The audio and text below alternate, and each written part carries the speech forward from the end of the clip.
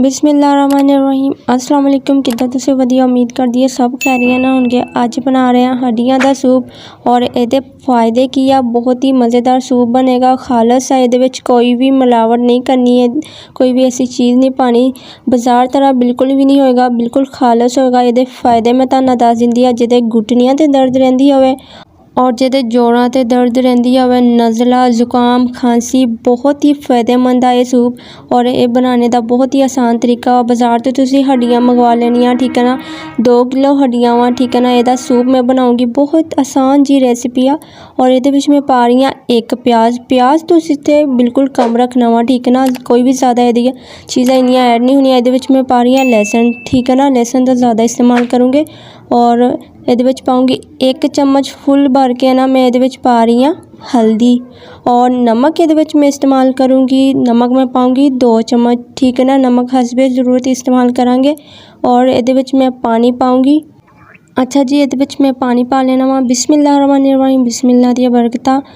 आधा जग मैं पानी दा ऐड करूँगी, ठीक है ना। मैं इनू कवर नहीं करना। कवर मैं क्यों नहीं करूँगी, हजे पहला मैं आधा जग पानी दा पाऊँगी और इनू 15 मिनट वास्ते मैं कवर कर दूँगी। 15-20 मिनट अच्छी तरह पकाऊँगी, ठीक है ना। इहदे विच तुसीं कोई भी मिलावट वगैरह नहीं करनी। कोई भी जिद्दां बाज़ार दे जेह्ड़े सूप हुंदे उन्हां ते मिलावट हुंदी आ। तुसीं खालस सूप बना सकदे आ घर विच, बहुत ही आसान है और बहुत ही फ़ायदेमंद भी आ, ठीक है ना।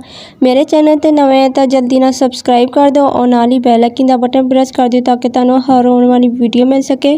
बिस्मिल्लाहिर्रहमानिर्रहीम। अच्छा जी, अच्छी तरह पक भी गया वा और इहदे विच काफ़ी देर बॉयल आ चुके हैं। ज़्यादा 15-20 मिनट में पका लिया वा, क्योंकि इत्ते उबाल बहुत ज़्यादा आंदा वा उबाला।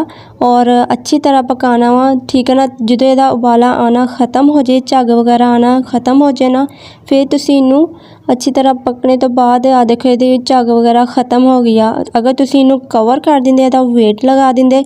अच्छा जी, आ देखो प्रेशर कुकर ते उबाला आके काफ़ी ज़्यादा ज़ाया हो जाते हैं, ये झग काफ़ी ऊपर आ जाती है। इस तो मैं वेट नहीं लगाया सी, ठीक है ना। काफ़ी 15 मिनट में पकाया वा अच्छी तरह। और इहदे विच हुण मैं पाऊँगी काली मिर्च, ठीक है ना। काली मिर्च पा लेनी है मैं इहदे विच। 1.5 चम्मच मैं काली मिर्च पाऊँगी, या मैं तुसीं 1 भी पा सकदे हो। मैं अपने बस टेस्ट दे हिसाब नाल पाऊँगी, ठीक है ना। अगर मेरे चैनल ते नवें हैं तो जल्दी ना जाके सबसक्राइब भी कर दो और नाल ही बैल आइकन दा बटन प्रेस कर दिओ ताकि तुहानूं हर आने वाली वीडियो मिल सके। 1 जग मैं पानी दा पा लिया वा, ठीक है ना। फुल भर के 1 जग मैं पानी दा ऐड कर लिया वा और झाग वगैरह सारी इहदी ख़त्म हो गई है। हुण मैं इनू कवर कर दूँगी, ठीक है। इहदा वेट लगा दूँगी। वेट में कितना लगाना वा, 1 घंटा मैं वेट लगाना वा, ठीक है ना। पूरा मैं इनू 1 घंटा पकाऊँगी ताकि हड्डियां दा जेहड़ा रस है ना अच्छी तरह निकल आए। बिस्मिल्लाहिर्रहमानिर्रहीम, बिस्मिल्लाह दी बरकतां। माशाल्लाह 1 घंटा हो चुका वा। 1 घंटा इस तो पकाया सी ताकि हड्डियां दा रस बहुत अच्छी तरह निकल आए और बहुत ही मज़ेदार सूप तैयार होवे। कोई इहदे विच मैं कॉर्नफ्लोर वगैरह नहीं पाऊँगी। कॉर्नफ्लोर इस तो पाते हैं क्योंकि इनू गारा करना हुंदा उन्हां ने। बाज़ार ते हमेशा कॉर्नफ्लोर वाला ही तुहानूं सूप मिलेगा, तुसीं कॉर्नफ्लोर तो बगैर बना सकदे आ। देखो बहुत ही मज़ेदार और तुहाडी सेहत वास्ते बहुत ही अच्छा वा। और तुसीं घर ते खालस सूप बना सकदे आ, सर्दियां नूं बहुत ही फ़ायदेमंद है।